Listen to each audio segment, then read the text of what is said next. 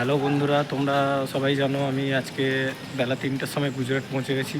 তো গুজরাট পৌঁছে আমি কোথায় এসে আছি তোমাদেরকে একটু জাস্ট লোকেশানটা দেখাচ্ছি।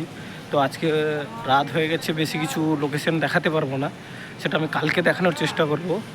এই জায়গাটার নাম হলো জলবা। তো এখানে পুরো এখানে যত ইন্ডাস্ট্রি আছে সব ইন্ডাস্ট্রির লোকেরাই থাকে, মানে ইন্ডাস্ট্রিতে যারা কাজ করে, যারা কনস্ট্রাকশন ফিল্ডে কাজ করে তারাই থাকে। আমি তোমাকে জায়গাটা ঘুরিয়ে দেখাই আর কালকে তোমাদেরকে আমি ডিটেলস দেখাবো, ঠিক আছে?